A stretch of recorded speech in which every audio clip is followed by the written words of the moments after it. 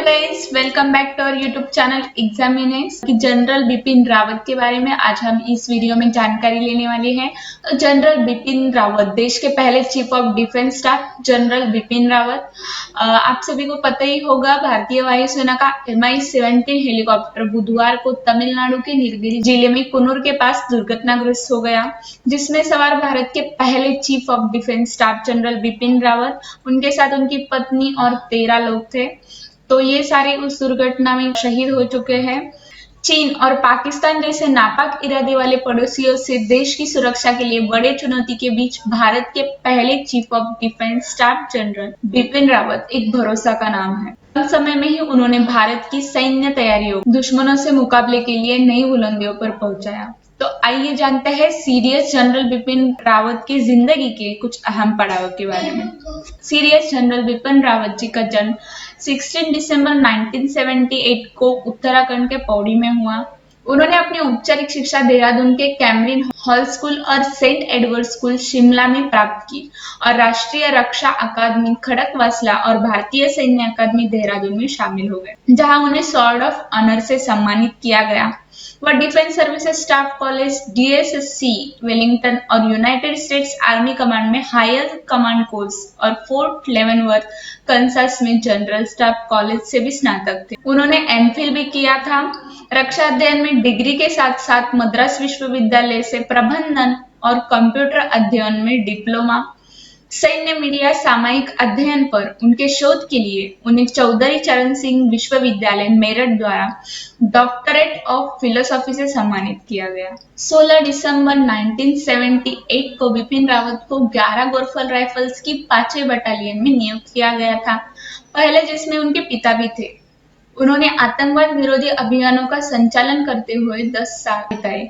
Major के पद पर रहते हुए सीरियस बिपिन रावत ने जम्मू कश्मीर के उरी में एक कंपनी कमान संभाली थी। इसके बाद उन्होंने कर्नल के रूप में किबुतु में लाइन ऑफ एक्चुअल कंट्रोल के साथ पूर्वी सेक्टर में 5वीं बटालियन 11 गोरफल राइफल्स की कमान संभाली। उसके बाद उन्हें ब्रिगेडियर के पद पर प्रमोट कर दिया गया और बतौर ब्रिगेडियर उन्होंने सोपोर में राष्ट्रीय राइफल्स के 5 सेक्टर की कमान संभाली। इसके कुछ समय बाद बिपिन रावत ने कांगो लोकतांत्रिक गणराज्य मोनुस्को में एक अध्याय 7 मिशन में एक बहुराष्ट्रीय ब्रिगेड की कमान संभाली, जहां उन्हें 2 बार फोर्स कमांडर के प्रशस्ति से सम्मानित किया गया। उसके बाद उन्हें ब्रिगेडियर से मेजर जनरल के पद पर प्रमोट कर दिया गया।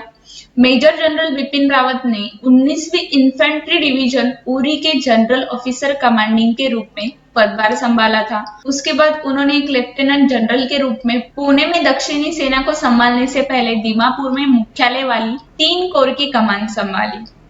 उन्होंने पूर्वी कमान के मेजर जनरल स्टाफ MGGS के रूप में भी काम किया है। उसके बाद उनका प्रमोशन सेना कमांडर ग्रेड में हो गया और जनवरी 2016 को बिपिन रावत ने general officer commanding in chief दक्षिणी कमान का पद ग्रहण किया था।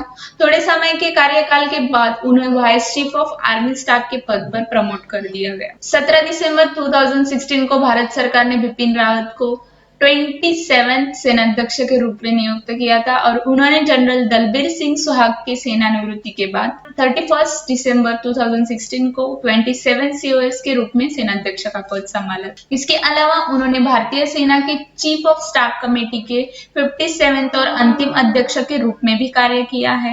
30 दिसंबर 2021 को बिपिन रावत को भारत के पहले chief of defence staff CDS के रूप में नियुक्त किया गया और 1 जनवरी 2020 को उन्होंने सीडीएस का पद ग्रहण किया था। 1987 भारत चीन झड़प, 2015 म्यांमार स्ट्राइक, इसमें भी हिस्सा लिया था। सीडीएस जनरल बिपिन रावत ने अपने 43 इयर्स के करियर के दौरान वीरता और विशिष्ट सेवा के लिए कई पदक और सम्मान प्राप्त किए हैं, जैसे कि परम विशिष्ट सेवा मेडल, उत्तम युद्ध सेवा मेडल, अति विशिष्ट सेवा मेडल, युद्ध सेवा मेडल, सेना मेडल, विशिष्ट सेवा medal, COS commendation and army commander commendation जैसे और भी बहुत सारे पुरस्कार उन्होंने प्राप्त किए हैं।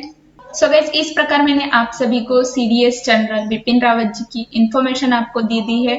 अगर इन्फॉर्मेशन अच्छी लगी हो तो लाइक जरूर कीजिए, और आप हमारे चैनल पे नए हो तो सब्सक्राइब करना ना भूलिए। और अगर आपको और कोई जानकारी जाननी है तो मुझे कमेंट बॉक्स में जरूर बताइएगा, क्योंकि मैं ज्यादा से ज्यादा इन्फॉर्मेशन आप तक लेकर आ सकूं। Please like, share and subscribe to our channel एग्जामिनिक्स। Thank you.